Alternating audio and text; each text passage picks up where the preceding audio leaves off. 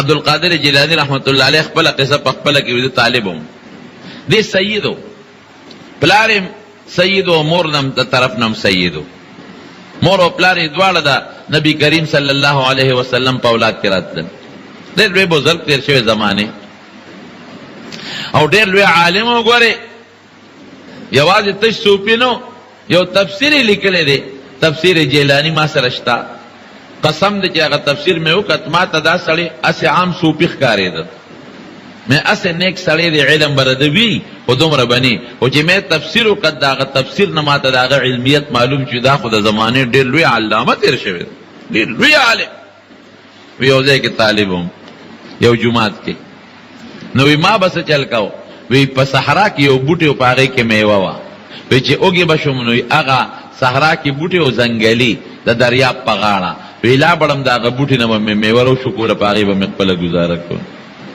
دا د وظیفو دا رواج صرف زمونږ په دې علاقه کې دی ګورې دا بل ځای نشته وی یو ځل داسې وشوله چې زه لاړم هغه د صحرا ته د هغه دریاب غاړې ته وی زما نه مخکې خلک خبر شوی میوې خلکو شکولې وی ډېر زیات اوږې وی چې جومات ته رالم جومات کې یو سړی ناست دی ډوډۍ خوري وی چې ډوډۍ خوري او داسې مې ورته وکتل نو ډوډۍ ته مې شوق پیدا شو او چې هغه نوړی اوچتی او شخوند مې وی نو زما جبه راوته چې خدایه وی ست یې راته وکړه چې ملګري راځه ما سره ډوډۍ وخوره خو یاره وی ما وی چې تش ست یې وکړه نه درځم وی مې چې نه درځم خو یو لکې مې وی چې خدای پاکه یو ست که بلې وکړه ځکه ډېر اوږې وم او دا زړه مې چینګېده وی هغه را باندې پېښ شو چې دا سړی خو اوږې دی دا هلک طالب او دی خو غیرت پکې دی نو په یو ست نه راځي وی را پاسېد وی ما ته وی چې راځه ما سره ډوډۍ وخوره وی د مټې ونې مې ورسره کېناستم وی ډوډۍ مې ورسره شروع کړم وی ما ورته وی چې میلمه ده کم دی وی ما ته وی چې د جیلان نه راغلی د عبدالقادر جیلاني د کلي نه دلته څه کوې وی یاره دا یو بوډۍ ښځه ده زمونږ ګاونډی ده هغې ما ته وی چې زما زوی دی او فلانکې علاقې ته تللی عبدالقادر یې نوم دی دا 100 روپۍ راکړي چې که مهرباني دې وکړه دا پیسې دې وله ورسولې هلته به چې د جومات کې مدرسه کې سبق وي دا پیسې وله ورسوه عبدالقادر جیلان دی وی رالم دا ټولې مدرسې جوماتونه مې ټل کړله چڼ کړل خو هغه هلک مې پیدا نه کړ نو وی اوږې ومه نو وی په هغه پیسو مې دا ډوډۍ ځان له پکې واخېسته نو هغې ته ناست دی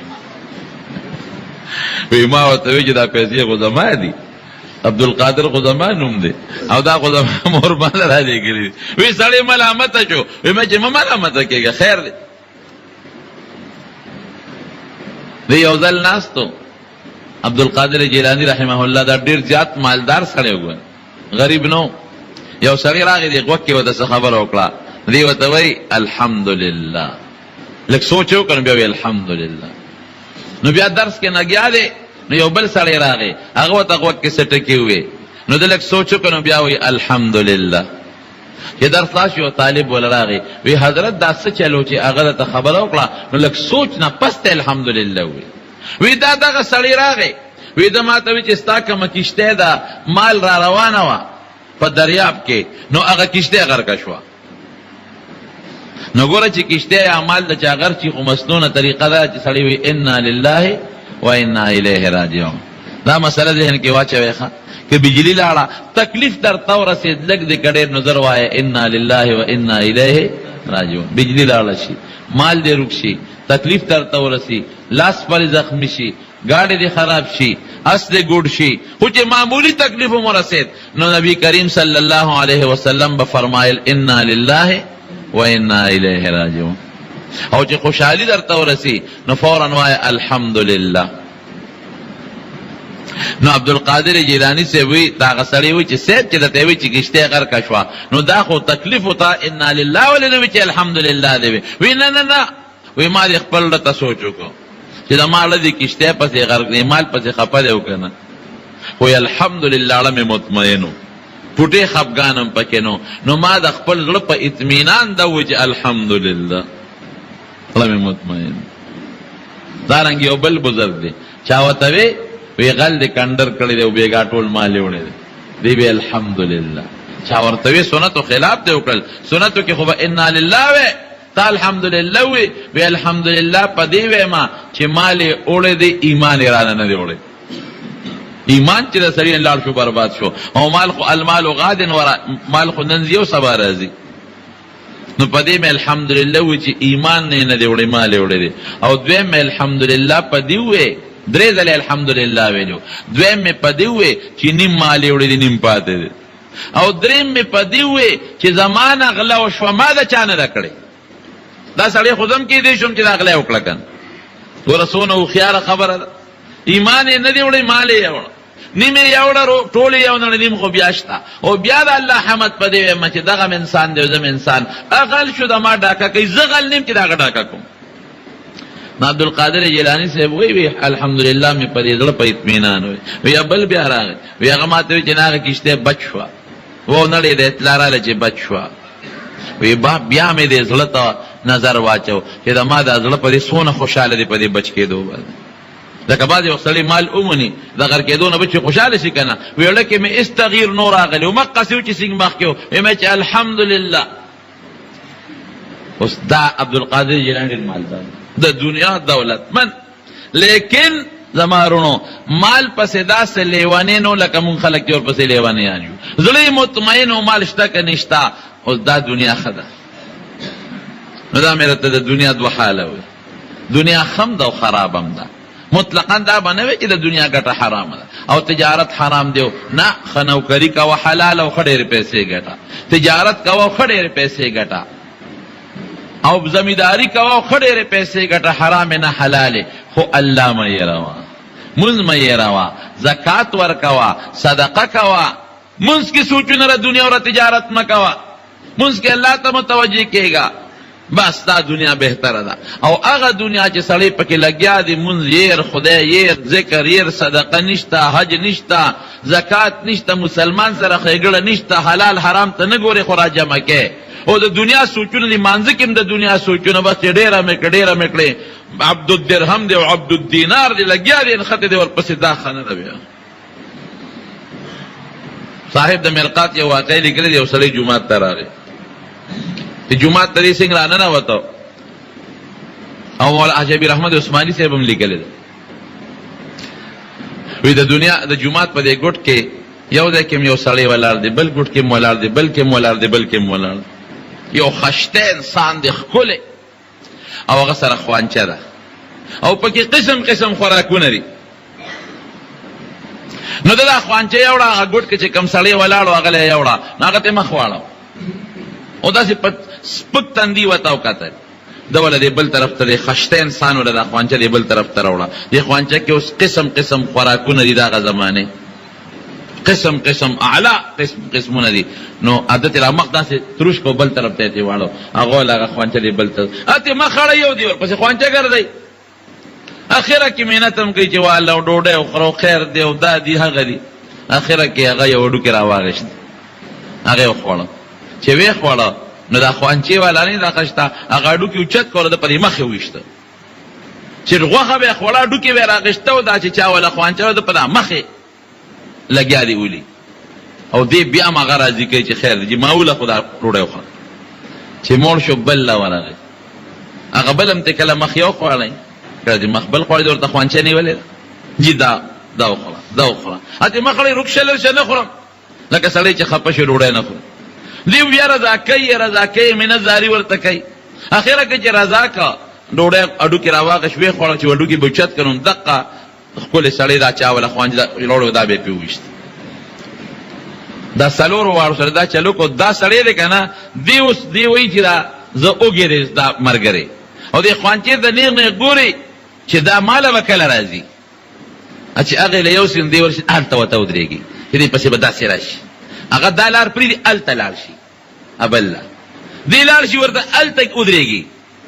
چېرې که په مې نظر شو هغوی یې ولي په هډوکو زه او مخم ته اړئ او زه ورته محتاج یم اوږې مې یم ماله ولې نه راوړي هلته ورته ودرېږي. چې هغه له ورکړي بل ګوټ ته لاړ شي خدایه پاکه لار خدا ورخه یې پرېښوده په بل طرف لاړ هلته ورته ودرېږي. خو چې هغه څلور واړه کسان ښه ماړه شو اخره کې یې دله راوړه.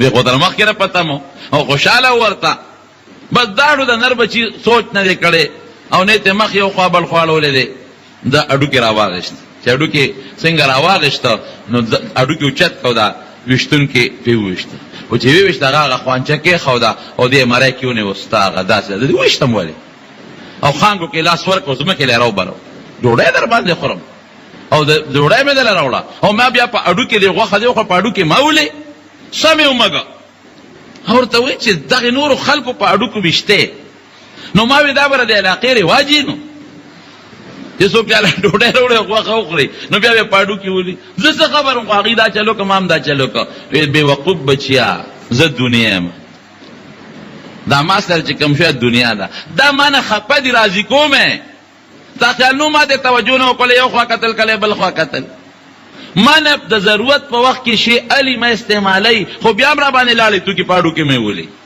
زه دنیا م او دا د دنیا نه تښتېدونکي خلک دی زه خوشحالوم او راضي کوم او تا هغه ځای نه ما ته سترګې بقې نیولې وې کله به یو ګوټ کې ودرېدې کله به راته بله لاره نیولې وه ته خو که زه در کوم که نه در کوم راپسې رامنډې وې هغه که ما ولیدې راضي کوم او که تا لږه مخوا دې خوکړل چې سرمن دې وباسم دا زمونږ مثال دی رونو ګورې د صحابو د دنیا حضرت امام ابو حنیفه رحمت الله علیه خبره در راته را یاده شوه هغه د کپړې تاجرو د 50 کسو کمیټي جوړه کړې وه دا فقه حنفي چې جوړوله د 50 کسو کمیټي وه امام ابو یوسف امام محمد حسن ابن زیاد امام ظفر دا ورسره ناست وو د دې 50 دا به کله زیات وو کله به کم وو د دې 50 کسانو جمله اخراجات امام ابو حنیفه سے پوره کول یوازې ردویله د کور خرچې د بچو خرچې د کتابونو د قلم د واد د اسونو دا ټوله خرچه به امام سے پوره کوله د جیبه به ورکول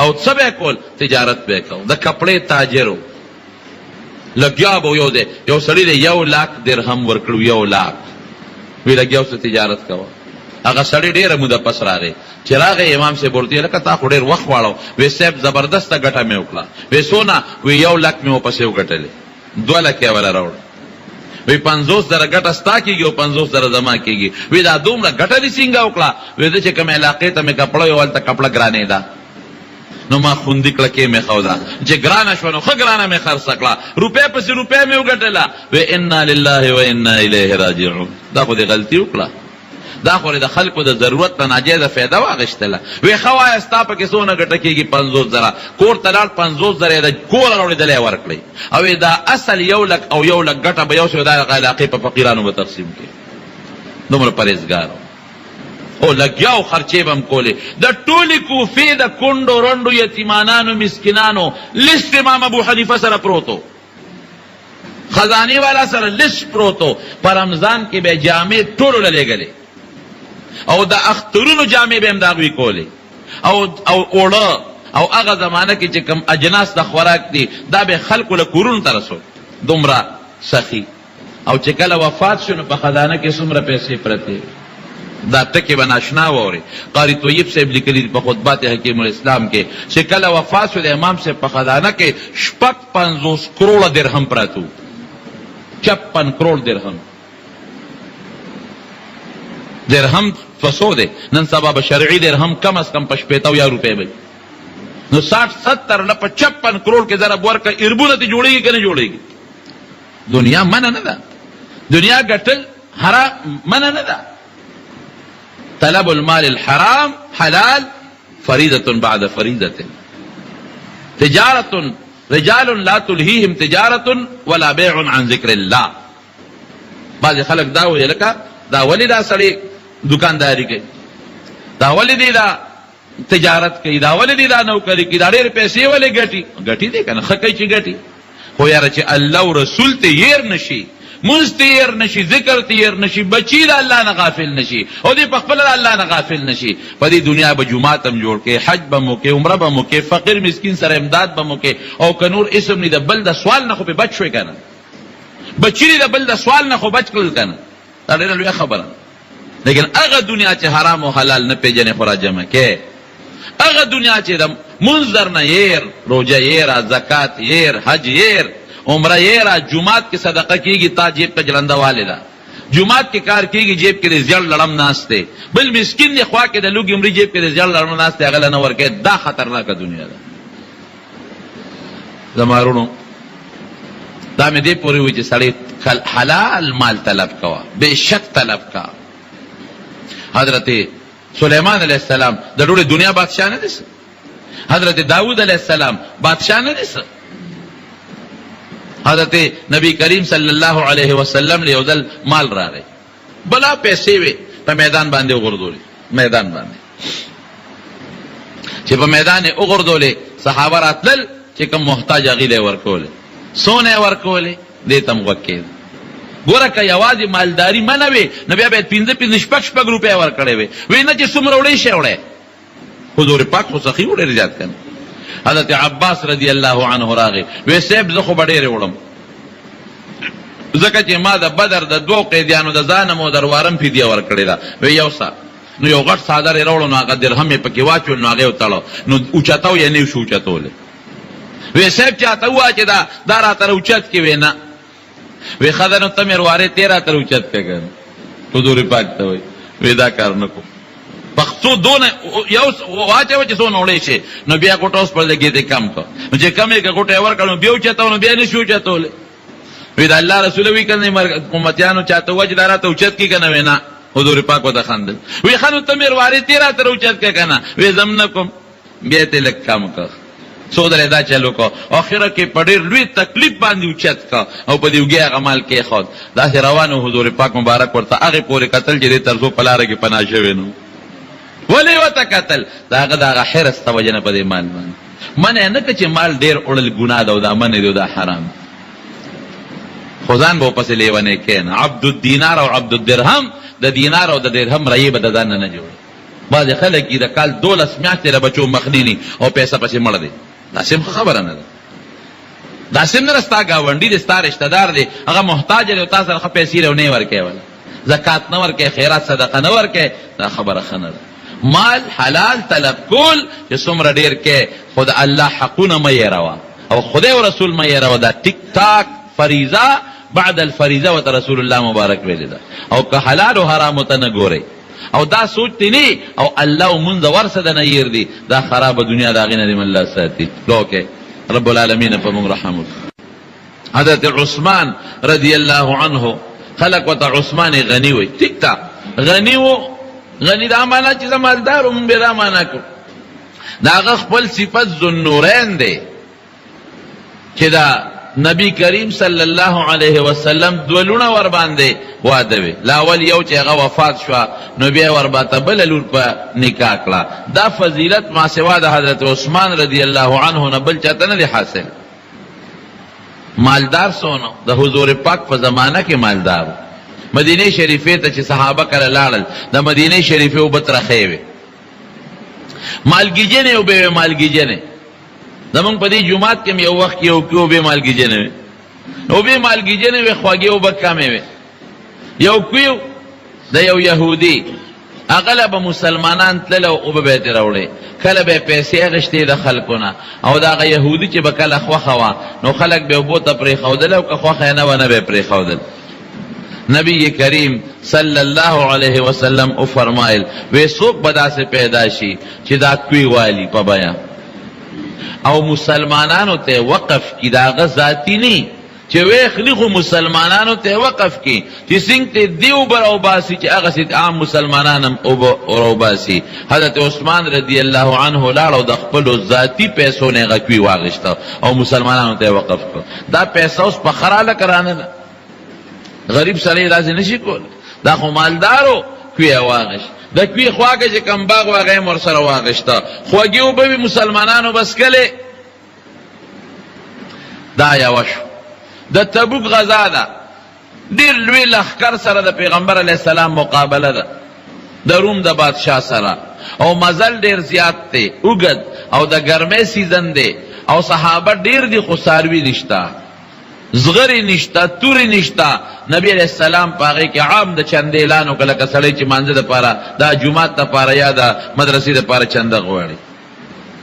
حضرت عثمان رضی الله عنه لاړ او پیسې یې راوړې او دومره پیسې یې راوړې چې نبی کریم صلی الله علیه وسلم ته مخې ته وغورځولې او نبی علیہ السلام به پکې د لاسونه مبارک ومنډل او دا پیسې به داسې اوچتولې او خوشاله ورته دي پیسو ته چې اوس به زما د لښکر انتظام وشي. په دې هم صبر ونه که. لاړ وی حضرت داسې به وکړو چې څومره ستا لښکر دی د نیم لښکر د ټول انتظام زما په غاړه دی. د هغې اوښان، د هغې زغرې، د هغې تورې، د هغې کتې، د هغې د اوښانو د پړو پورې چې څومره دي د نیم لښکر ذمهداري زما شوه. تاسو خپل اندازه ولګوئ چې په دې به څونه پیسې لګېدې. لکونه روپۍ درهم ته جوړېدل. نبی کریم صلی الله علیه وسلم دا ورته ونه وایي چې عثمانه دا دونه پیسې دې کوم ځای دي او دا دونه مالدار ته ولې او دا دونه پیسې دې کوم ځای کې ګټلې دي. نه حضور پاک فرمایل وی د نن نه پس چې عثمان څه عمل کوي د خدای په نسبت ته په هغې عمل ضرر نه رسېږي. د هر عمل به د الله د خوښې وي. بس نو دې مالدارو ځکه دا صدقه وکړه او حضور پاک په خوشحاله شو، خفګان اظهار یې ونه کړ. د نبی کریم صلی الله علیه وسلم د وفات نه پس د هغې په وخت کې جومات د مسجد نبوي کچاو، د خټو بره پې څانګې د کجورو پرتې وې او د کجورو ستنې وې. حضرت عثمان رضی الله عنه جومات مکمل ونړاو. بعضې صحابه پې خفه و، هغې وې دا زړه نقشه مه ختموه او جومات ولې جوړی؟ پوخ جومات جوړول ښه نه دي. حضرت عثمان رضی الله عنه وی داسې کار دی. وی د نبی علیہ السلام په زمانه کې د خلکو کورونه کچو او کوټې هم کچوي، نو که جومات کچو نو خیر دی. اوس خلکو ځان له کورونه پاخه کړل، د خلکو کوټې اجرې دیوالونه پاخه شو، د ګټو شو، د پخو شو. نو که جومات کچوي دا د جومات توهین دی او بېعزتي ده او بېادبي ده. او د بهر نه وفدونه راځي د کافرانو او د نورو خلکو، نو چې زمونږ جومات ته ګوري د هغې په زړه کې د دین عظمت او لویي نه راځي. جومات ورته خشته کوم او د بیت المال پیسې پې نه لګوم، ذاتي پیسه پې لګوم. نو د فرانس نه هغه زمانه کې او د نورو ملکونو نه منقشې ګټې راوړې، نقش و نگار پې شوی و، شته اعلا او دومره اوږدې تیږې راوړې چې یو تیږه د ویښ نه تر د سره پورې ستن کارې ته واغېسته. دا به یې راوړې سینګۍ او دا به په څونه پیسو په قیمت دا یو ستن جوړه شوي. هغه ستنې یې راوړلې، هغه یې پکې خښې کړې، په هغې نقش و نګار و ډېر ښایسته مزېدار او پیوند پکې نو یو سر به یې وله په ځمکه کېښود، بل به یې چت ته ورسېده او د پاسه یې د ساګوان لرګې وله راوړه، د برمانه د ساګوان لرګې، د نختر نه هم د ساګوان لرګې قیمتي دي. اوس هم د مدینې منورې په دروازو کې چې کوم لرګې لګېدلې دي هغه د ساګوان دی. عربی کې ورته ساج وایي، ساج. او هندوان د خپل مړي سوځئ، نو چې کوم پکې قیمتي مړي لکه اندرا ګاندي هغې د ساګوان لرګې راغوښتې په هغې یې سوځولې وه. دا ډېر قیمتي لرګې دی، د دیار لس چنده شل چنده قیمت زیات دی. د ساګوان لرګې یې راوړه او په هغې نه یې وله چت جوړ کړه، برګې او د برګو د پاسه تختې او ورونه او دروازې. چا به خبرې کولې حضرت عثمان وی کور مې پوخ دی او د صحابه کورونه هم پاخه دي، نو د خدای کور دی ولې کچی؟ او زه پې د چندې د بیت المال پیسه نه لګوم، ذاتي پې لګوم، ولې خلک خفه کېږي؟ جومات یې جوړ کړ. دا اوس مالدار و ځکه یې جوړ کړه که نه، چې غریب و دی نه شو جوړولی. لیکن چې کله حضرت عثمان نه محاصره وشوه، باغیان رالل او د کور نه ګیر چاپېره ته وشو، اوبې پې بندې کړې، جومات ته یې مانځله بند کړ. حضرت عثمان رضی الله عنه په دیوال ورښکاره شو، وی خلکه یو تپوس ته نه کوم، وی تاسو ته پته ده چې نبی علیه السلام مدینې ته راغی نو خوږې اوبه نه وې، نو ما کوي واغېشت بیر رومه او په ذاتي پیسو مې واغېشته. نو وی ظالمانو نن د هغه خپلې کوي اوبه م را باندې بندې کړي دي، ترخې وبس کم. او وی تاسو ته پته ده چې د حضور پاک جومات را کوټې و، نو وی فرمایل چې څوک به چې جومات له ځمکه والي، نو ما په ذاتي پیسو جومات له ځمکه واغېشته او بیا په ذاتي پیسو مې پېبادي وکړه. نو ظالمانو ما د هغه جومات نه منې کوئ چې مونځ پکې کوم، هغې نه مې منې کوئ. زمارونو دا معروف. نو مطلق مال او مالداري دا څه خطره او څه جرم نه دی. حضرت طلحه د عشره و مبشره نه دی، دا لس کسه صحابه او حضور پاک په یو مجلس کې د دې نومونه اخیستي چې دا به جنت ته ځي. څونه مال یو حیران بشه. سره زر او د سپینو زرو روپۍ به وي ورسره. نو دا سپین زر کله بعضې وخت کې د روپۍ چې دې جوړېږي نو هغې کې خامخا ګډون کوي، دومره روپۍ وي چې د سپینو زرو هغه روپۍ به کله زنګ شوې، نو چې زنګ بیا شوې نو صفۍ به پکار وه. نو صفۍ خو په مزدورات دونه وي چې په مزدورانو به صفۍ نه کېده، نو بار به بوجۍ ډکې کړې، نو بار به په میدان کې نور ته وغورځولې، نو اوښان به یې د پاسه ګرځوله چې د اوښانو خپو سره دا روپۍ صفا کړي، دا به یې د پاسه ګرځول. نو چې په میدان روپۍ درهم او د سرو زرو دینار دونه ډېر دي چې په میدان یې غورځوي او هغې باندې اوښان ګرځوي، اندازه ولګوئ دا به څونه صحابي دی د پیغمبر علیه السلام. حضرت زبیر ابن العوام د حضور پاک د ترور زوی دی، او د پیغمبر علیه السلام بی بی عائشه او د بی بی اسما د خویندې مې وې. څونه مال یو چې کله مړ کېده 2 لکه روپۍ په قرض و، په بخاري شریف کې راځي 2 لکه قرضدار او قرض یې رسو، خلکو به د سره امانتونه یې ښودل، ده به ویل که ما سره امانت اږدی خو ګورې زه به یې لګوم، دا به په ما قرض وي، ابه یې خرچ کولې د خدای په لار کې، ابه یې لګولې. چې کله مړ کېده نو زوی یې راوغوښته، وی بچې وی زه ډېر زیات غمجن یم، یو جهاد لته وی زما دا یقین دی چې دې جهاد کې به زه شهید کېږم، خو ما سره د خپلو قرضونو غم دی، زما قرضونه به خلاصې. او وی که قرض زما خلاص نه شو، مال مې کم و قرض زیاتو، نو زما د مولانا سوال وکړه، مولانا مې وغواړه در به یې کړي. وی ما دې تپوس وکړه بابا مولا دې څوک دی؟ وی رب العالمین. اواز به وکړي چې ای د زبیر مولا د هغه قرض پاتې دی، د دې انتظام ولا وکړه. نو چې کله مړ شو نو هغه کورونه او کورونه 14 کوره په مدینه شریفه کې او څه بلا ځمکې وه، هغه یې خرڅولو باندې شروع کړه. 2 لکه روپۍ قرض یې ته ورکړه، وصیتونه یې کړي، هغه وصیتونه یې ورکړل او میراث کې یې ورکړه، او ټول مال یې څونه چې خرڅ یې کړل 2 لکه کم 6 کروڑه درهمه دې مال پاتې شو.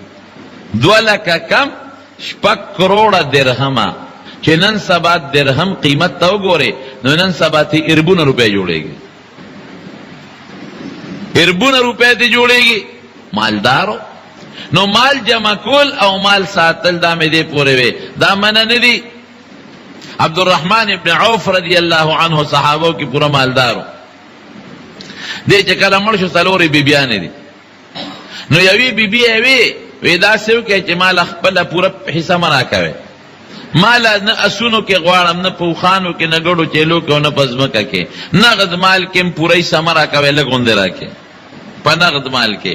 نو چې 4 ښځې وي نو د 4 واړه ښځو په شریکه 8 حصه کېږي چې د سړي اولاد دي، د یوې پکې 32 حصه کېږي، د دې 32 حصه کېده ډېر لږ شو. نو دوی په ځمکه کې حصه وانغېسته، اسونو کې، اوښانو کې، ګډو چیلو کې، جایداد کې وانغېسته، کورونو کې، او په نغد مال کې هم پوره وانغېسته، لږه یې واغېسته. لږه څونه وه؟ هغه 80,000 دینارو، اشرفۍ ورته وي، د سرو زرو سکه ده. دا مالدار صحابه وو. نو د مارونو دا د حضور پاک په زمانه کې دی مالدارو. حضور پاک منع نه ده کړې چې تاسو ولې مالداران یې، ولې مال ګټئ. تجارت حلال دی بالکل کول شي، زمینداری حلاله ده بالکل کوا، نوکری حلاله ده بالکل کوا، خو خدای پاتې نشي، عبادت پاتې نشي، رسول الله درنه ير نشي، او ذکر پاتې نشي. قرآن شریف کې الله فرمایي رجال لا تلهیهم تجارت ولا بیع عن ذکر الله. دا سه سړی چې نه غافل کې دی لره تجارت او بیع د الله د ذکر نه. دا نه وایي چې تجارت مکوه او بیع مکوه. بعض خلک زمونږ نه پوهیږي، هغه حدیث د دنیا اوري چې دنیا ښه نه ده، نو چې به څوک کور جوړوي نو دا ولې جوړوي، که څوک اس اخلي دا ولې اخلي، که څوک حج لځي هلکه دا پیسه ده کمې شوه، دا ولې دا ګټې کوي، دا تجارت ولې کوي، دا مزدوري ولې کوي، او دا زمینداری ولې کوي، دا دکانداری ولې کوي. د دنیا خو نبی علیہ السلام بده ویلې ده. نو رونو په دې ځان پوه کې د هغې دنیا بده ویلې ده چې هغه تا د الله د ذکر نه غافل کوي. رجال لا تلهیهم تجارت ولا بیع عن ذکر الله. هغه سړي چې تجارت او اغشتل او خرصول دوی د الله د ذکر نه غافل نه کی. تجارت تم کوي، اغشتل خرصول دم کوي، خدا الله دې ورسره یادي چې د الله نه غافل نشي. دا ښه دنیا ده بده نه ده. نبی کریم صلی الله علیه وسلم حنین فتح نو په دې جنگ کې ورسره د مکې مکرمه خلک هم شاملو، مال څونه ډیر زیاتو غنیمت. نو حضور پاک به یو کس له سلسلو خان ورکول. دې زمانہ کې داسې شوه لکه چې سل موټرې چاله ورکي، ډیر زیات مال وکړ. یو لسلو خان، اتیو خان، 50 خان. د مدینه شریفه خلکو له مال کم ورکړ. نو بعض نوجوانانو اغیوی پی پیغمبر علیہ السلام گورا د خپل کلی د مکی خلکو لډیر مال ورکو مونږ له مال رانک. نبی علیہ السلام مبارک ته دا خبر را رسیدل. نو دا انصار ټول را جمع کړل په یو لوی تمبو کې. وی صرف انصار را جمع شیبل بسوک نه. نو حضور پاک ته تاسو کوی تاسو د څه خبرې کړې؟ نو مشرانو وی سیب وی مونږ مشرانو دا خبر نه دی کړو، نوجوانانو کړی. وی سم ویلی دي. وی دوی وی ګور دروغ باغی نه وی دوی وی چې پیغمبر علیہ السلام د مکی خپل د کلی خلکو لا مالونه ورکړل او موږ د مدینه خلک جو موږ لران کړل. حضور پاک به بشک ورمکړل مالونه. ولې مې ورکړل؟ ځکه مکه اوس موږ قریب فتح کړه، دا غي نمبړم شوی دي او موږ به تیوزو مدینه ته. نو اسنه دی بیا بغاوتو کی بیا کافر نشي. او چې په مکه کې کوم مسلمانان دی هغه مړ نه کی مال ورکوم چې دړه مینه پیدا شي اسلام سره. چې ګور اسلام خوري خشي دالي ګور مالم پکې ملاويږي. نو دی و بغاوت او سرکشي به ونه کی. وی اے د مدینه خلکو، عجیب لفظ ویل. اے د مدینه خلکو وی سم خیال دی چې خلک ځان سره او خان بوزي او درهم او دینار یوسی او تاسو ځان سره مدینه ته رسول الله بوزه. نو رسول الله خدي کمال او دولت خدي هغه وی رزینا بس مون خوشاله یو. نه مخ پکار دی نم درهم او دینار پکار دی. خلک دی بوزي ساروي مون بدن سره د دواړو جهان او سردار مدینه منوره ته بوزو. نو ګوره یوازې مال ورکول او مال ګټل دا ګناه نه او جرم نه دی. دا مې پدې پویولې. صحابه لګیا بو ستن باندې بیزان لا جامې جوړولې، ټیلر باو جامې به بل جوړولې، خو چې باندې به وي نو بیا به ستن پاغه جامه کې دنه پرې خو دا مانځله به منډه کړې. دا څه نه کوله چې ورګه دا دوه درې ټکه دي چې دا سر تا ورسونه بیا مانځله. دا دنیا خدا هلته به لګیاو او برقه باندې به اوبر استلی باغ به وبکاو. چې باندې به وي نو نیمه برقه به رښتې وا. دا به نه کوله چې ولګه یاره یو دوه کښې دي دا خو برو باسم ابه واپس پرې خو د کوي ته جمعه ته به منډه کړې. دا د دنیا ګټه خدا دا بدن ده. هلته به لګیاو کټوي به پخوله، خو چې باندې به وي بس اور به تر وستو جمعه ته به منډه کړې. دا دنیا خدا لګیاو س تجارت دکانداری هر څه کوا. الله بنای ره، رسول بنای ره، ذکر بنای ره. دکان کې کینا فالتو وخت کې چې گاک نشتا الله یاد ولا اله الا الله. زمکه او بخوالم کو الله یاد وکنه. او چې کله بانګي وې نو په پرې چل خو درځي مل مدرا شي خبره وسره کې او بو پسې ورق تشاته دي نو سبکه مونږ چې دې نه خرابيږي او بخور نه خرابيږي. تاسو له چل درځي لاشه نږدې جمعه ته او خپل منځو کده جمع سنت نوافل وکا او دا غي نه پس نه غراشه او خپل کار کاوه. یو سړی او غلام اغشتي دا ګوره د الله په فضل کېږي. یو سړی او غلام واغشته یا دا یو سړی څه سودا غشته وا او بلا سودا و خان بابا الکه سوکشته چې دا سودا را سره کوړته یوسی یو غلام هغه او زبې در سره یو سم په دومره پیسې هغه سودا په سر کړه او روان دي کې د ما خام بانګوي. چې بانګي وی خان بابا وې زه خو منځ کوم. وې نه ما سره سودا کوړته ورسونه بیا منځ کوا. وې دغه د کې مې خو ده کراته صبر کې همون بو کمرا وشن در سر به یو سم په مزدوري برا کې او کنا صبر نه کې د دې او دون راوړو پیسې د نه غواړم په خپل وړ سلام علیکم. دا مې د خیراتي وړو مونږ نه پرېدم، مونږ ولې ستاره لپاره پرېدم. الله دې مونږ داسې جوړ کړي. مونږ وایو نه یاره په مکه مکرمه کې د ما دې قسمي دا حالت ده. زه په خپل په ما یو ځل نه سو ځله داسې پیښ شوي دي.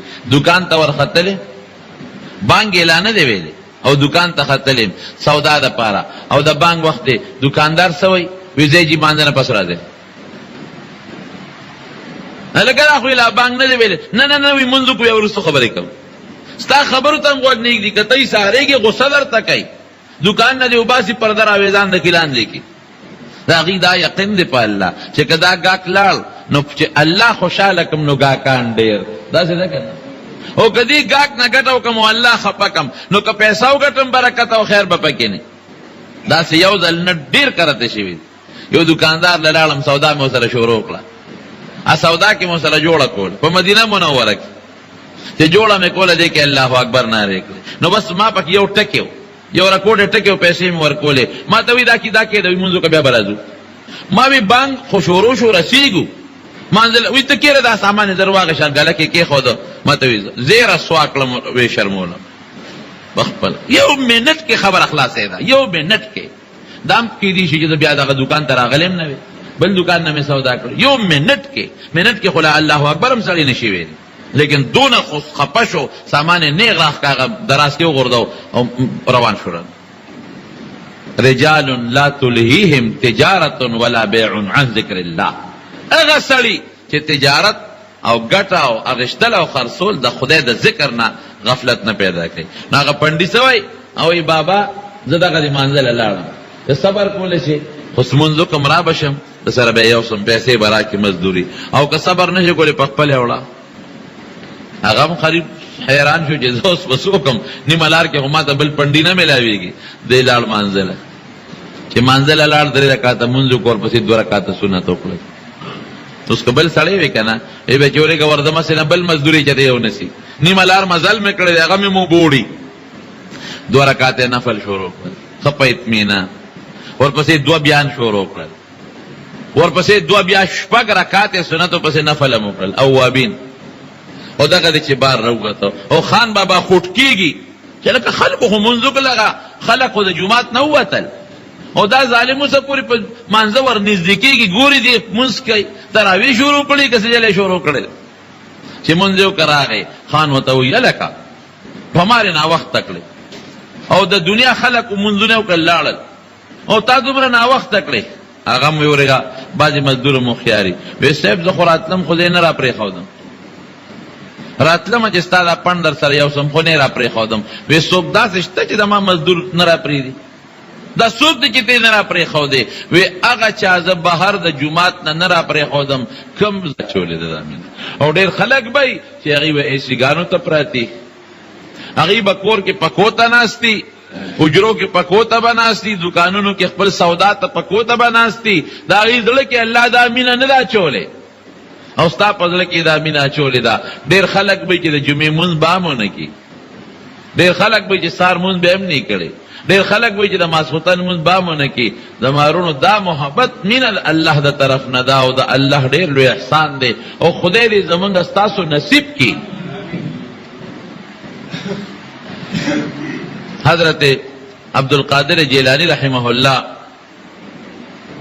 خو یرا دا یو داغه دنیا چې د خدای نه دی نه غافل کوي بل هغه دنیا چې دا ډېرې منډې ترړې دا د بعضې سړي وي سار نماز خوتنه پورې بس پیسه ده او د شپې چې اوده شي نو سوچونه د پیسو دي او چې مونځ کوي نو په مانځه کې هم د دولت سوچونه دي دا ښه خبره نه ده یو ځل حضرت جبریل علیه السلام ته حضور پاک مبارک فرمایي وی سرکش پیری دی رازی او ما تسکیمون سازشون جوڑی ان عفریتا من الجن یکیدونی سرکش خطرناک دشمن دی پیری او ما تسکیم سازش جوڑی او نقصانات راکی خپکی پریشانکی میں سے چلو کم نو حضرت جبریل علیہ السلام دا اللہ نا دا دوار سورتون روڑا دا دی دوار سورتون تلاوت کوا نو خدای باری دا سرکش پیریانو نا او د شیطانانو نه او د هغې د سازشونو نه محفوظ ساتي دا یوازې هغې نه دي مونږ لم دی د ادم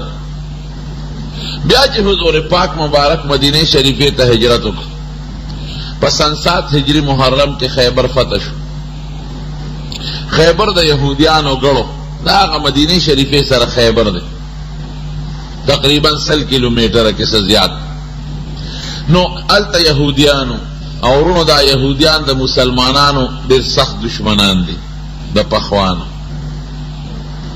دی وخت په وخت د مسلمان خلاف سازشونه کړي دي خو الله ناکام کړي دي. یو ځل حضور پاک او ګورې معاهده هم کړې وه. حضور پاک مبارک ډېر هوښیار و. هغوی چې مدینې شریفې ته لاړل د یهودیانو نه یې په زړه کې یره وه، دوی سره یې معاهده وکړه چې یو بل سره به جنګ نه کوو او د یو بل د دشمن مرسته به هم نه کوو. نو حضور پاک مبارک یو ځل د یو دیت په مسله کې د دوی خواله لاړ. دوی ته سوال جواب وکوي راشه چې لاړل د یو کوټې خوا کې د دیوال په سوري باندې حضور پاک مبارک ته څادر دوی خور کړ، بستره یې ورته برابر کړ، بالښ یې ورته کېښو او یو سړی یې کوټې ته وخېږي او د میچنې پل یې ورکړ. دوی چې دی دلته کښېني دا به پرې راوغورځي. نبی علیہ السلام مبارک فوراً پاسېد. وی حضرت ولې پاسېدې؟ کښېنئ که نه؟ وی دا بره سړی هم څه ته کښېنولی دی. دا یو سازش و، لیکن نبی علیہ السلام معاف کړل. ګورئ بیا د دوی په احد کې سازش جوړ کړ او کافر یې په مسلمانانو راوغورځول. بیا په غزوه احزاب او خندق کې سازش جوړ کړ او د مسلمان خلاف علمي سکیم جوړ کړ. الله د مسلمان امداد وکړ. نو بیا خیبر چې فتح شو، یو یهودانه ښځه وه، هغې ولمسوله او پیغمبر علیه السلام مبارک له دعوت وکړ او په کچک وخه کې ورته زهر واچو. هغې چې نوړۍ اوچته کړه واپس یې خولې مبارکې نه راوویستله، لږه غوندې تېره شوې وه. صحابو ته یې مه خورئ. ښځه یې راوغوښتله، وی تا په دې غوښه کې زهر اچولی دی؟ وی یو صیب. وی دا دې پکې ولې اچول؟ وی ما وی که دروغجن پیغمبر یې درنه به خلاص شو او که رښتونی پیغمبر یې تا ته ضرر نشي رسولی. و صاحب تا ته چا الوی؟ وی ما ته دې نوړی غوښې الوی چې ما کې زهر پراته دي، چې دا لاس کې مې پرته ده. حضور پاک مبارکه ښځه معاف کړه، ښځه مسلمانه شوه. بیا دا سازش یې ناکام شو. بیا چې کله حضور پاک مدینه شریفې ته راغی په محرم کې، نو دی وی چې په بله طریقه خو مونږ دې ته تکلیف نه شو رسولی، نو کوډه یې پرې وکړه. او په مدینه شریفه کې یو یهودي و، حلیف د یهودیانو، لبید ابن عاصم، د هغه هم کوډګر و، لور یې هم کوډګره وه لوڼه. هغې له یې څه اشرفۍ پیسې ورکړې او د حضور پاک د سر مبارک ویښتې را حاصل کړل په څه طریقه د یو غلام یا د وینځې په ذریعه، او هغې له یې 11 غوټې ورکړې او د ګنډلو ستنې پکې ومنډلې او موم یې ترې تاو کړل او د دې کجورې په سر کې یو غلاف غوندې پرده غوندې شوې هغې ترې تاو کړه. او په مدینه شریفه کې بیر ذی اروان په بنو زریق قبیله کې یو کوی دی، د هغې په ویښ کې د تیږې لاندې دا کوډه ښخه کړه. په رسول الله مبارک څه معمولي غوندې اثرات شروع شو. داسې اثر نو چې ګنې د دنیا یا د آخر کار دې پاتې وي.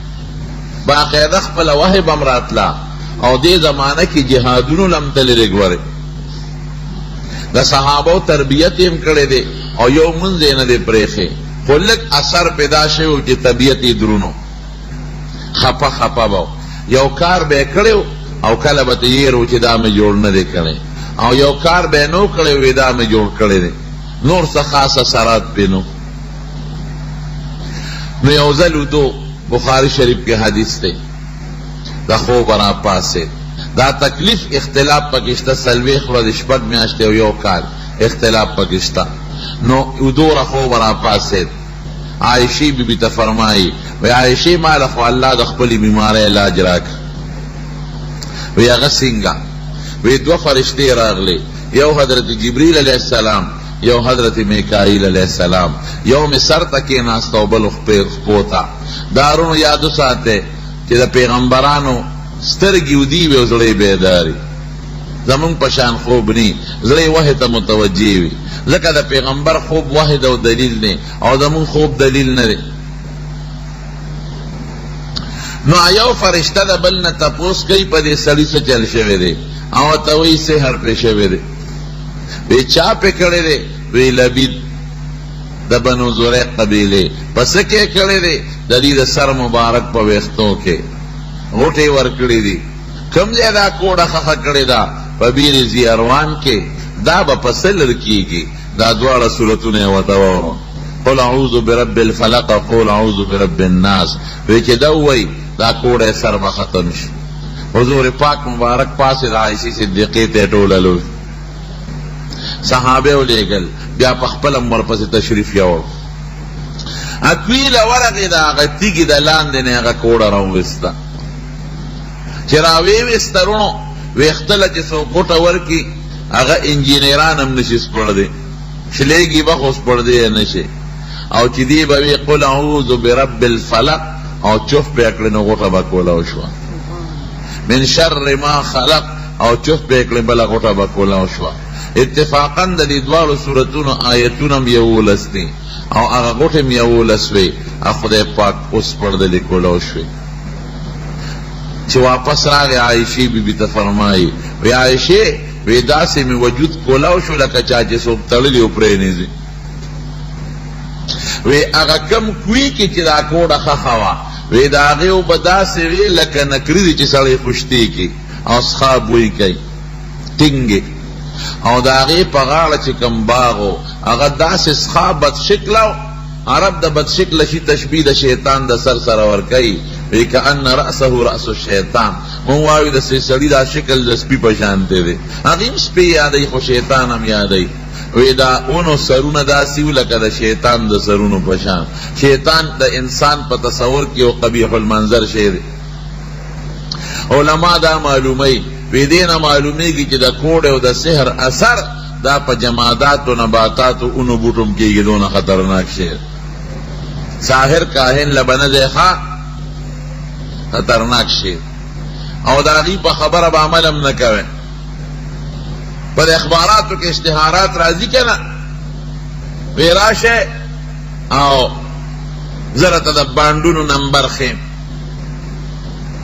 دا اشتهار به راځي او ګرنټۍ سره. هلکه ته ناست یې په کوڅه کې او چې ته بل ته د 1 کروڑ روپۍ د بانډ نمبر ښې نو ځان له دا راوباسه که نه، دونه موږ نه پوهېږو. او جی نارینه اولاد ګرنټۍ سره، سپیره بچیا ګرنټي او الله سره ده. یهب لمن یشاء اناثا ولمن یشاء الذکور. الله وایي چې مې خوښوي چاله زامن ورکوم او چاله لوڼه ورکوم. او یزوجهم ذکرانا، چاله هلک او جینۍ دواړه ورکوم. ویجعل من یشاء عقیما، چې وغواړم شنډ یې کړم، چې خدای شنډ کړي د نجومي پلار دی وله زوی ورکړي، کولی شي؟ دا دومره غټه دعوه ولې کې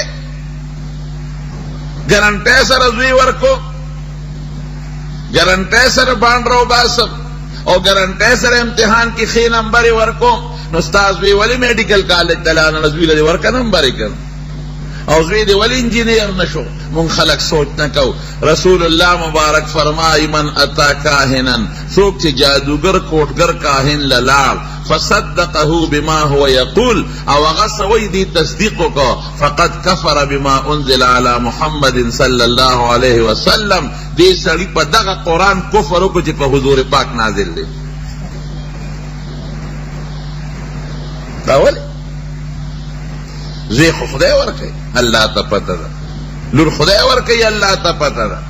دا څیزونه الله سره دي. روغ صحت او ژوند او مرګ دا د چا په اختیار کې دي؟ دا الله په اختیار کې دي. نو ساحر خطرناک جرم دی سحر. خبرو یو حدیث کته دا چې کومه شپه ده را روانه ده د 9 شپه، نصف من شعبان، د شعبان شب قدر چې ورته مونږ وایو. وی دی کې خدای ډېر مخلوق بخي، لیکن یو څو کسان پکې نه بخي. یو مشرک نه بخي چې شرک کوي، یو مدمن الخمر چې همیشه شراب څکي او توبه ترې نه وباسي، او یو پکې ساحر دی ګوره ټوټګر، او یو زناکار، او یو سودخور چې سودونه خوري، دا پکې نه بخښل کېږي.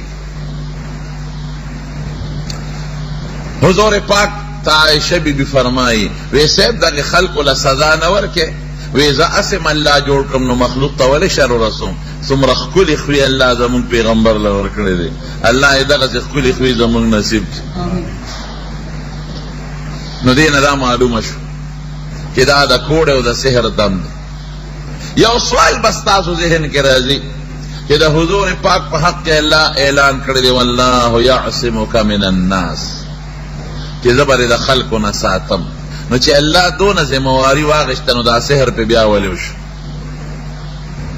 رو اللہ دا اسمت او دا ساتن زمداری دا دین آغشت را چی سوک بے وجلی نشی سوک بے نشی وجلی سوک با پہ مسلط کی گی نچی مڑی کردے زمداری دا او باقی دا وجود زخم کو پوہت کے غافنا مبارک شہیدان نشو ظاہری بیماری برازی سحر یو ظاہری مرض دے گورے خواہ خو اسباب غیر مادی دی اسباب غیر محسوس دی پستر کو مادیات ندی او مادی دی خو لطیف مادی دی ہر سڑی انا محسوس ہے نو ذمہ داری اللہ غشت رہ حضور پاک مبارک خدا سنے غشت دا سوک بپینا مسلط کی کہ سوک بے وجل نشی دبل دلا سمری بنا سحر پہ کیے گی غاق بے شہید کیے گی خلق بپکانی غزار کئی لکا طائف نہ چلاتے وجود زخمی شوے دے تبا بپی رازی تو خیب بپی رازی او دا اولی رونو دیکھ سفل سفدا خدای والا دیر لوی کمال ورکڑے دے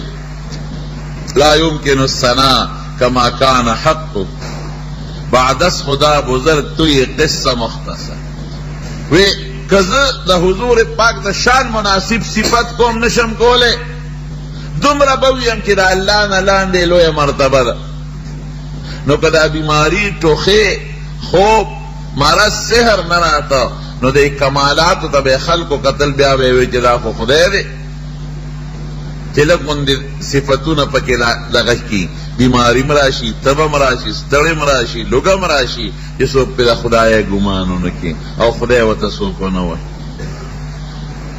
خارون دے شانی نزول اس مختصر اغن دے تشریح در تکو قل اوائے اے پیغمبر اعوذ پنانی سب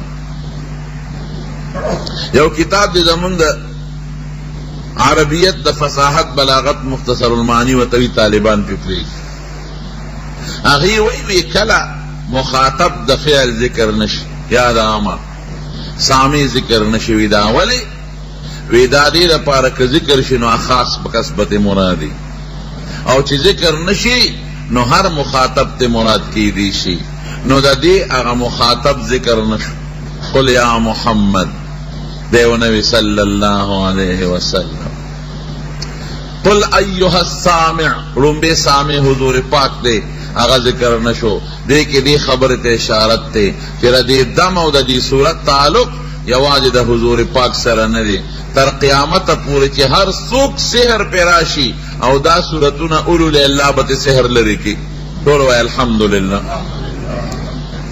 دم منے کہ نہ منے دینا خدا ثابت شو چی سحر مشتا او دا سحر علاج مشتا دم دا دم دے کنا سحر علاج بعض خلق دمونا نمن دا پا کراچے کی یوڑا لشتا او دا معتزلہ و عقیدہ معتزلہ یو قوم تیر شوی دا صحابہ و خیری زمانے کے و تابعین پا اول دور کے او 50 کال حکومت گورے کردے دے اغیوی دمونا نشتا او دلیل سو وی دم خدا رے کہ دا خلین آووزی دا خلین پا آواز کسے دی خلین آڑو چوکو باسا نو دا لوٹ سپیکر پی نشمڑا قول نو تبا با پی سنگا وڑا قول پانا پی نشمڑا قول دا خلین پا آواز نو سرخوگی با پی سنگا و باسے دا روی اقلی دلیلو نو خلق گمران کرد زمان یو مولی سے وہ دا اہل سنت والجماعت دا یو معتزلی سے دا بادشاہ پا دربار کی مناظرہ رالا دوارا ناست دنیا یو خوام ناستر بل خوام ناستر علکہ وی دم نشتا معتزلی وی دعوے کے خواہ او دلیل دا پیش کہ دم خود خلی ناوا روزی دخلی پاوا کی سے زور دے کہ تب پہ ختمی گی او ٹوخی پہ ختمی گی او سرخوگی او سرگو پہ ختمی گی امولی سے بھی کہ وہ نقلی دلائل میں خدا سپیرت میں نمن راش پا عقلی دلیل ہوا چیغدہ ہوئی زمونگ دے اہل سنت والجماعت ملا سے برتا کنزل شور ہوکرد ستا غدا سدا سے ہوکرد چی کنزل شورو کر خم مضبوط یو سوچ لقے ورکل پا کنزل ہوکے دا آغا معتذری سترگیو پڑسے او رگون اسر شو مخ اسر شو او بادشاہم غصہ شو معتزلی بادشاہ ته وی صاحب دا په ستا بېعزتي وکړه دلیل ورسره نشته نو په کنځلو ملا صاحب سر شو او ستا بېعزتي وکړه ستا د دربار ستا مخکې به ما ته کنځل وکړل دې خو دې بارو کې چې سمې کم بادشاه هم غصه شو ملا صاحب ته ملا صاحب چې د دم د ثبوت دلیل نشته په کنځلو سر شوی پرېږدم دې نه سرمن دې وباسو دا خو دې زما بېعزتي وکړه زما د دربار بېعزتي دې وکړه ټولو خلکو دې وکړه شرمېږې نه ملا صاحب ورته وی هوښیارو وی صاحب ولې غصه شوې وی دا کنځل دې ولې وکړل وی دا خو زما د خولې نه هوا ووته وی ته خو په خپله وی چې هوا کې څه زور دی هغه خولې نه هوا ووته په هوا کې څه دی چې دا سترګې دې وپړسولې او کوتک ته دې ګوتې کړې او د دې بله مخ سور شو او ارګونه وپړسېدل دا خو زما د خولې نه هوا ووته تاسو په خپله وایئ چې په هوا کې زور نشته دا غصه ولې شوې رونو هوا بویا که د خولې نه ردا ووته چې اشهد ان لا اله الا الله واشهد ان محمدا عبده ورسوله نو چوړې په مسلمانۍ کې او جنت ته پیځي کې به نه دی وایي او که دې خلاف خبره د یو لوی ولی الله او بزرګ عالم نه ووته د جنت نه په دوزخ ته رسي که نه رسي هوا بویا ښه دلیل درته اوس دم د ثبوت ووایم حضور پاک مبارک په خپله دمونه اچولی دي حضرت حسن او حسین به رانږدې کړل خپل نوسي اعیذکما بکلمات الله التامات من غضبه وعقابه وشر عباده وموالات الشیاطین ویحضرون او بیا به په لارې مبارکې تو کړئ او ای بچی وی په دې باندې ابراهیم علیه السلام خپل بچی اسماعیل او اسحاق دم کړي دي نو زه پې تاسو دمو ګوره هغې پته ولګېده چې ابراهیم علیه السلام هم دم اچوي په صحابه یې دمونه اچولی دي لاړې به یې په خوله مبارکه کې ګنده کړلې خوله ګوته مبارکه په لاڼو کې او د پزمکه په خاورو به یې راښکله او د مریض په تندي به یې راښکه تربت وردنا بریقة بعضنا لیشفع سقیمنا باذن ربنا زما مبارکې لاړې او د مدینې خاوره او د مریض په تندي ښودل دې دپاره چې الله دې مریض له شفا ورکړي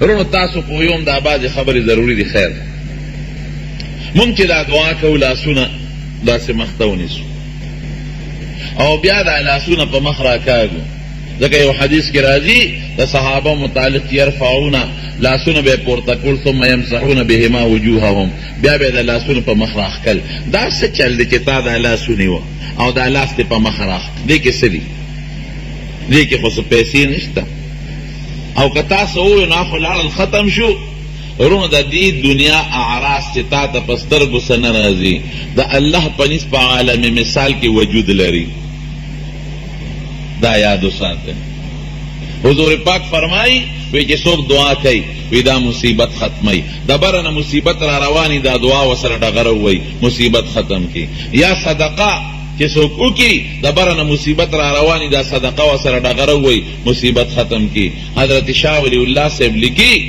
وی مونږ یې په سترګو وینو چې دا دعا او صدقه به را روانوي هغه مصیبت هم راته په سترګو ښکاري نو دا ورسره ډغره ووایي واپسېږي دې دعا له یو وجود شته خو موږ ته نه ښکاري دا هغې عالم کې قیامت کې به هغه وجود تا ته بیا ښکاري دا موږ چې مونځ اودس کوو دا خو هم نه ښکاري وجود نه لري دا به قیامت کې یو وجود لري په تله د میزان کې به درته الله چې دا دعاګانې به یو وجود لري قیامت کې به یې دلته وجود نه لري حضرت امام ابو حنیفه رحمت الله علیه ته به خدای په دا یو ملکه ورکړې وه چې چا به اودس کو حضور پاک وایي چې څوک اودس کوي او په مخو به واچي په لاسونو نو ګناهونه ته د اوبو د اودس سره لاندې پرېوځي امام صاحب به هغه ګناه لیدله بلکې ګناه څه کې د ګناه نوعیت به یې لیدل دا عجیبه خبره یو هلک ته وي برخورداره دې خوا راشه د ده مخکې اودس وکړه د امام صاحب وی برخورداره دې خوا راشه وی بیا زنا مه کوه توبه وباسه د هغه اوبو د اودس سره چې کومه ګناه پرېوته امام صاحب ولیده چې دا د زنا والا ګناه ده ګوره نوعیت ورته معلوم دی بل هلک اودس کوه بچې دې خوا راشه وی بیا سود مه کوه وی ښه صاحب توبه مې ده بل هلک ته یې واز کړې وی بچې په مخ دې اوبه واچولې وی بیا ښځو ته مه ګوره وی زما د توبه. امام صاحب په ټوله دنیا بدګمانه چې څوک زما مخکې اودس کوي ماته هغه ګناه ښکاري چې اوبو سره پرېوځي، د ګناه نوعیت هم راته ښکاري. یا الله دا رانه لرې کړي، دا کرامت رانه لرې کړي. دا خو هر څوک له هر چا ګناه ښکاري. نو بیا خدای پاک دا دعا قبوله کړه، هغه مسله ترې لاړه ختمه شو. نو د دې دنیا چې کم اعراض دي په سترګو نه ښکاري، دمونه، منځونه، نیک عملونه، دې له په قیامت کې عالم مثال کې د خدای په نیز وجود شته. نو موږ چې دا دعا کوو نو دې له هم یو وجود شته، هغه وجود دې لاس کې را پرېوځي او موږ یې په دې مخ باندې راکاږو. نو موږ ته نه ښکاري، الله او فرشتو ته ښکاره کېږي. نو دمونه ثابت دي، دم باچه او په دم کې تاثیر به څوک پیدا کوي؟ جواب را کوه الله. ډاکټر نه به علاج کوي، ډاکټر دې جوړولی نه شي، الله به دې جوړوي. دارو کې شفا الله چي، دم کې اثر الله پیدا کوي. خو دمونه صحیح دمونه استعمالوي چې کوم په احادیثو کې ثابت دي، یا د قرآن شریف او یا د احادیثو نه ثابت دي. دا یو دم شو.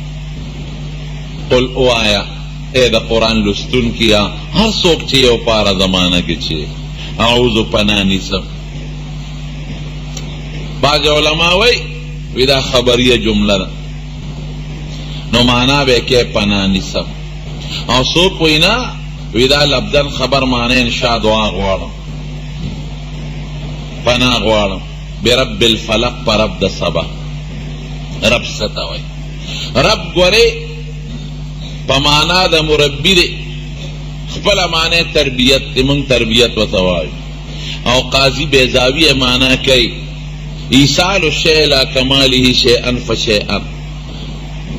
مونږه معنا کو پالون کې، ولې د رب تعلق یوازې د انسان او د حیوان سره نه دی. یو زمیندار چې بوټي وکري او کله ورته اوبه اچوي، کله ورته سر اچوي، او کله خاور اچوي، کله وله خاختراشي کوي، او دا بوټي کمال ته ورسي میوې ته، دې ته تربیت وایي.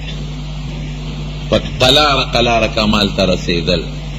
او دا زمیندار مجازي رب شو، حقیقی رب نه ده که حقیقی اونه خدای لوی. رب الفلق، رب د سبا. د مور په ګېډه کې نطفه پرېوځي. وإن كنتم في ريب مما وإن كنتم بريب من البعث فإنا خلقناكم من تراب ثم من علقة ثم من مضغة ثم من نطفة ثم من علقة ثم من مضغة مخلقة وغير مخلقة لنبين لكم ونقر في الأرحام ما نشاء ثم نجعلكم سنگری طفلا. لاول خدای پاک نطفه پیدا کی سلویخ روزی سخا کندا، بیا سلویخ روزی بھی نہیں، بیا سلویخ روزی دا غوخ ٹوٹا شی، بیا اللہ غواری ساپا کی واچی انسان تی جوڑ شی کنی نا چی. دا نطفه نا دا مور پا گیڑا کی خشتے انسان جوڑاون کی دے طرف ہوئے. رب سوک دی دا من جواب راکے اللہ. دا مور پا گیڑا کی دا دے نطفه نا دا خشتخ کل انسان شکل جا پیدا کر اللہ دی طرف. او دا بوٹی چی لوئی دا سوک لوئی اللہ. او دا سبا چی راخی جی دا سوک راخی جی اللہ. دا دا منگا قیدر.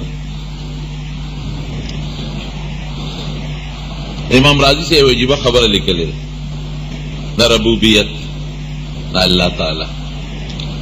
وی ظنونی بصیر رحمت اللہ علیہ دریاب پغانا ناست جامع انزل ویو لڑم را روان غٹ لڑم اوزیا دا وی زما و تخیال شو ظنونی مصری وی دا لڑم روانو دا دریاب پا دی غاڑ یو شمشتے و شمشتے پی جنے کن دا غٹ ڈال چلے وی دا لڑم نے اغراق دا شمشتے پا ڈال دا پاسا سور شو اچھی ٹکبور کئی کسی جلبہ کئی وی دی که شمشتے لکه دا کشتے روانه شوا او بو پسات دی چی ڈوبا نشی وی ما لنگو و راش اور پسیزه که دا شمشتے کم خوا دی لڑم کم خوا بوزی وی دا دریاب پور غاڑه لڑم رسا شمشتے پا غاڑو در لڑم تی کشو وی لڑم روان دی زم اور پسی روان شو جدا سکی وی چه ورلم یو زنگل دی اونا دا اونی لان دی اونو جوانا لکتی و در خرڑاری خیجی وی میں چی دا لڑم جوڑ دی سڑی پسی رانے دے لک پسی وی چی میں خواب قتل یو اجدہا خامار دے لک پسی را روان دی اللہ خدایا دا خو یو خواب لڑم دے و بل خواب خامار دا بسکی گی وی دی لڑم کی دا خامارو لی ورمنڈ اکڑے و دا خامار پا دی سر دا پاس املا اکڑا ور سره په پرزونو د خامار سر سنډي او د لړم ور پورې نښتې دی الی پرېښود چې هغه خامار مړ شو وی دا لړم واپس د خامار د سر نه راکوز شو او د دریاب د خواله راغی او د شمشتې په ډال بیا سور شو او شمشتې په دریاب را روانه دی پورې غاړې لړم را ورسو ظنوني مصري او څو شعرونه ووی معنی دا ده چې خدایا ستا سره ډېر لوی قدرت دی خدای دشمن په دشمن وجنې او د دشمن نه د دشمن دفاع کې هغه نوجوان راوي شو کاکا شعرونه څه لوی ده خو به دې وویستم وی ته د ځان نه څه خبرې نیکبخته اوس به دې زوړ قندار ته رسېدلی وي بېغمه به وې یو خوا لړم او بل خوا خامار دا چلو شو راشه وګوره دا بچکونکي د مرګ نه د لړم دشمن په ذریعه د انسان لړم انسان دشمنان دي د دشمن نه دشمن په ذریعه حفاظت کوي او د یو دشمن په ذریعه بل دشمن مار وجني دې ته څه وایي رب ورته وایي دا رب ډیر خوب لفظ دی هر پیغمبر کې د الله نه سوال کړی دی رب لفظ استعمال کړی دی حضرت آدم علیہ السلام وی ربنا ظلمنا انفسنا اے زمونږ رب حضرت نوح علیہ السلام څه وایي چې کله دعا کوي رب لا تذر على الارض من الكافرين ديارا انك ان تذرهم يضلوا عبادك ولا يريدوا الا فاجرا كفارا حضرت ابراہیم علیہ السلام څه وایي بیت الله چې جوړی ربنا تقبل منا انك انت السميع العليم حضرت موسی علیہ السلام چې وطن پرېښودو لاړ غریب څه وایي رب اني لما انزلت الي من خير فقير ربنا اني اسكنت من ذريتي بواد غير ذي زرع ابراهيم علیہ السلام هغه چې کم سخت وخت په د بچی د پرېښودو نو ربنا سره د الله نه سوال کوي نو د الله نه چې سوال کوي د رب لفظ استعمالوي فلق سبا ته وایي سوال راځي چې رب د فلق الله دی نو الله خو یوازې د سبا رب نه دی د تیارې دی او د نور او د سپومې دی نو دا د فلق تخصیص یې ولې وکړو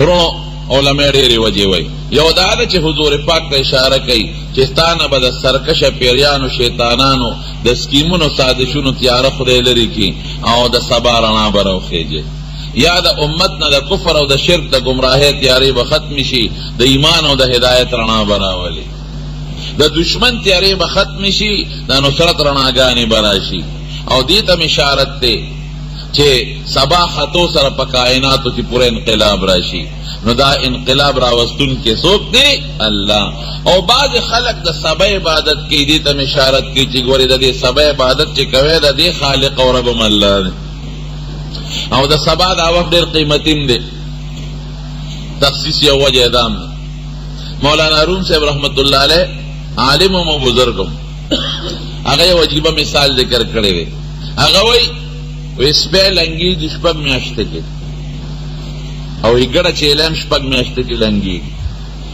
وی ګډه چیلی چې لنګه شي یو بچی یا دوه راوړي او سپی چې لنګه شي لوی کنډک راوړي غونډه محلتې پیدا شي شل پنځه بچي راوړي نو پیداوار د سپو زیات دی او د ګډو چیلو د سپو په نسبت کم دی او سپي نه حلالیږي ګډه چیلی حلالیږي ډېرې څونه حلالیږي وګورئ او په حج کې څونه حلالیږي او بیا په عرفه په مینا کې د حج پر ورځ څونه حلالیږي نو د سپو پیداوار د ګډو چیلو په نسبت ډېر دی حلالیږي نه او ګډه چیلی حلالیږي ډېرې او بیا هم وي په مونږ چې ګورو نو سپي کم دی او ګډې چیلې ډېرې دا ولې معاشره کې ګورې نو ګډې چیلې ډېرې دي په دې بانډو کې هر چا کر یو دوه ګډی او چیلې وي او بیا رمې یې ګرځي د سپو رمې دې ما ته څوک وښایي ټول کلي کې راغونډ کې لس سپي نه جوړېږي وی دا د سبا برکت دی مولانا روم صاحب وایي وی ګډه چیلې دا ټوله شپه ودی او چې سبا شي نو دا ویښی دا ټیک دمام چودل چیلې ساتلی به غم نداري بز بخر دې مصیبت دی ټوله شپه دودی خو چې سبا شي ګډه نو ویښه بی او سپی به ټوله شپه منډې ووایي چې پېشمني سبا شي دا خدای والې به اوده پروت دی وی دا د سبا برکت دی چې د سپو نسل خدای ختم کړی دی او د ګډو چیلو نسل خدای زیات کړی دی نورونو سبا وختي پاسې خدای به په اولاد او په نسل کې برکت پیدا کوي او اوس په تاسو ته ویم اکثر کاروباریان خلک راته ښکاري نو بعضې بوی زما کاروبار نه چلیږي او زما روزګار نه چلیږي نو د حضور پاک یو حدیث درته ویم حضور پاک دعا کړې ده اللهم بارک لامتی فی خدای زما امت له په اول لومبی چې څوک وختي پاسي تجارت کوي دکانداری کوي ملازمت کار لذي خدای ته ولا برکت پیدا کړي نو چې څوک سار وختي پاسي جمع سره منځ کوي او بیا دکان لذي تجارت سودا لذي رده به مال ډیریږي ګورې ښه دې کې به خدای برکت اچي من شر ما خلق حضرت عائشہ صدیقہ فرمائے وی حضور پاک نے میں اوریدی چې فلق په جهنم کې یو کندم ده ګوره او څنګه کنده ده خود جهنم دروازه او یا زره کرته د هغه کندې نه پناه غواړي خود جهنم او دې کندې له به څوک دي متکبرین کبرجن خلک یلقا فیها الجبارون والمتکبرون جبارین و متکبرین به پکې غورځېږي خدای هم د کبر نه وساتي من شر ما خلق پناه نیسم د شر د کل مخلوق نه دیک د پته ولګېده چې د کل مخلوق شر د چا په قبضه قدرت کې دی نه الله او پناه به د کل مخلوق د شر نه د چا په ذات غواړي نه الله ومن شر غاسق پناه نیسم د شر د تیارې شپې نه اذا وقبه چې دا تیاره راخوره شي غسق هغې تیارې ته وایي چې دا دنیا ته ډکه شي عرب وایي غسقت العین وی ازم طلعت من الدمو چې سترګه د اوښکو نه ډکه شي او وقوف ګورې داخلېدو ته وایي عرب وایي وقبت الدیکه کله چې چرګه په ځمکه کې مخوکه دننه کي نو معنی دا چې تیاره شپه ډکه شپه د تیارې نه اذا وقبه چې دا تیاره ګوټ ګوټ کې داخله شي معنا دا خوره شي د دې تخصیص ولې کوي دا هغه تخصیص بعد التعمیم دا ځکه عموما سحر کوړه چې کېږي د تیارې شپې کېږي دشمن په سړي په تیاره شپه کې حمله کوي او سحر هم د تیارې شپې کېږي مفتی شفیع صاحب وایي بعضې جراثیم د شپې پیدا شي انسان فایده پکې وي خو وروسته خدای نه پرېږدی ورځې په رڼا په نور سره هغه ختم شي ومن شر النفاسات د شپنا نیسم د شر د پوک وهونکو نه دې کې نفوس په مقدر کوم فی العقد په غوټو کې د دې تخصیص خو معلوم دی ولې تخصیص کوي ځکه دا خو دم د سحر دی نو دې نه معلومیږي چې د سحر ظاهري علاج نشته د دې نه به څوک بچ کوي یو الله ومن شر حاسد پناه نیسم د شر د کینهګر نه اذا حسد چې کینه راښکاره کړي حسد کینې ته وایي کینه څه ته وایي تمني زوال نعمته یو ته دا وایې چې خدای دلی دا مال ولې ورکړی دلی د عزت ولې ورکړی دا حسن دی ولې ورکړی دی دا علم دی ولې ورکړی دی دا خطرناک جرم دی دا په خدای اعتراض دی ځکه دا څیزونه الله ورکړي دي نو ته د خدای په کارونو اعتراض کې غبطه پسخېدل که دا په نیکۍ کې جایز او که په ګناه کې منع لکه یو سړی وي خدای دله دې مال ورکړه د دې نصیب چې خو خدای کماله دې راکړه څه خبرې دا خیر دله دې علم ورکړه د دې نصیب چې خو ارمان که زما داسې وي خبرې دا په نیکۍ کې او که یو سړی وي د پلان کې ډم له د ښکلی اواز ورکړی دی یاره که داسې اواز زما وي او ما هم دغسې ګډا کولې څه خبرې دا غبطه ده خو په ګناه کې ده نو منه ده حسد خطرناکه ګناه ده یو حدیث کې راځي د عرفات په میدان کې خدای ګناهګار هم بخي خو حسدي نه بخي او زه اکثر طالبانو ته یو ټکی ویم د حسدي سړي دا سزا ډېره ده چې له خپل خوري بل چا ته خو نقصان نه شي رسول اذا حسده چې کله کینه راښکاره کي دا ولې وایي چې پړه کې پټه خو ته نقصان دی او چې ښکاره کي نو بل ته پې ضرر رسوي ټوپک تماچه راولي د دې تخصیص ذکر چې بنا د کوړې حسد یا د شیطان چې حضور پاک سره کوي د هغې بنا په حسد بسم الله الرحمن الرحیم قل اوایه پیغمبر اعوذ پناه نیسم برب الناس پر رب د انسانان ناس د انسانان دي او که عام معنی دی ذکر د خاص مراد د نام د کل مخلوق مراد او د رب معنا مې درته وکړله زموږ رب الله دی ملک الناس بادشاه د انسانانو نات په بیان دی ښه دا معنا به نه کوي چې بادشاه د انسانانو دی دا معنا به نه کوي دا خبر نه دی او معبود د انسانانو دی دا دی والا معنا به نه کوي عطف بیان دی یا بدل پناه نیسم په رب د انسانانو یعنی په رب د مخلوق او پناه نیسم په بادشاه د انسانانو یعنی په بادشاه د مخلوق او پناه نیسم په معبود د انسانانو په معبود د مخلوق. د خدای پاک درې صفتونه ذکر شو. یو ربوبیت د انسان دا ذکر ولی شو، یا خو اشرف المخلوقات دی په ټول مخلوقات کې. ورون شکر دی چې خدای مونږ انسانان پیدا کړي. ټول وایي الحمدلله. که مونږ خدای سپي پیدا کړی وي مونږ جنګ ورسره کولی شو؟ که خنزیران پیدا کړی وي او ماران او لړمانان نو مونږ د خدای څه کولی شو؟ دا د الله فضل دی چې مونږ الله انسانان پیدا کړو او بیا په انسانانو کې د یو ښکلي پیغمبر امتیان الله پیدا کړو او ښکلی شکل یې راکړ او په دې ژبې یې راله خپل ذکر او د خپل حبیب درود جاري کړل. او مونږ دا سجده چې لګو چاته لګو جواب راکړي. ور ډېر مخلوق داسې شته چې هغې بوتانو ته سجدې کوي. شبیر احمد عثماني صاحب د خپل زمانې وی په هندوستان کې 33 کروڑه خدایان دي. اوس ډېر هم زیات دي. او ما یو انسایکلوپیډیا کتله هغې کې لیکلي چې بعضې خلک د شیطان فرضي شکل یې جوړ کړی دی هغې ته سجدې کوي. او څوک سپو ته کوي، څوک پیشوګانو ته، او څوک د سپو پیشوګانو مخصوص اندام ته کوي، او څوک د انسان شکل یې جوړ کړي ډډې جوړ کړي پکې منځ کې پی واچوي او په مخصوص اندام ورته خوله کېږي هغه ترې روي وایي دا برکتي شو. یا شکر دی چې خدای دغه نه یو پیدا کړی. که جاپان کې پیدا وې نو شکلونه به هم خشته او پوزې به هم چیټې وې خو سجده به هم ګوتم بدھ ته کوله. داسې ده که نه؟